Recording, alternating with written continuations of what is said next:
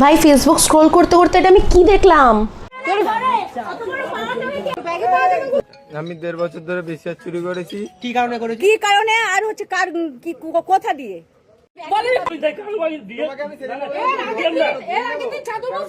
বুড়ির ব্যাপারটা আলাদা। এই গায়ে হাত দিও না, গায়ে হাত দিও না।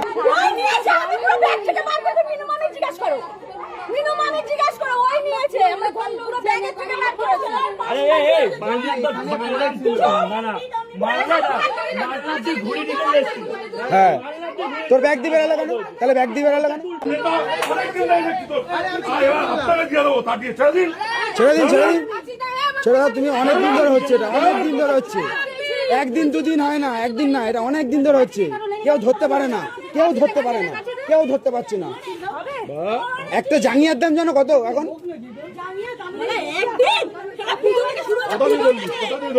এই তো বৌদি, বৌদির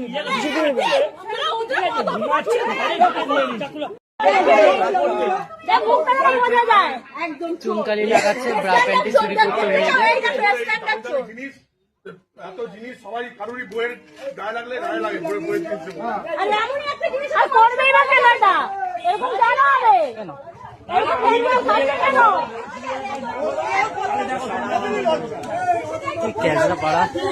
লিটারালি মানে ছেলেটা নাকি 1.5 বছর ধরে মেয়েদের ইনার গার্মেন্টস চুরি করে।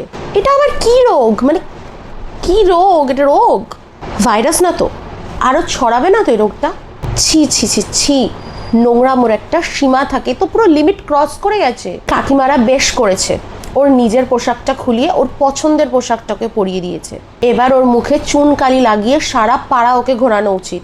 আমি জাস্ট একটাই কথা ভাবছি, ছেলেটার মা বাবার কথা, তার পরিবারের কথা। তারা মুখ দেখাবে কি করে এই কুলাঙ্গারের জন্য?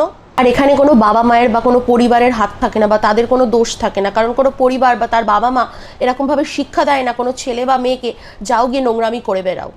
কোনো বাবা মা এটা শিক্ষা দেয় না। আমি জাস্ট তাদের কথা ভাবছি যে তারা কি করে মুখ দেখাবে মানুষের সামনে। মানুষ তো তাদেরকে এখন ধরে ধরে বলবে।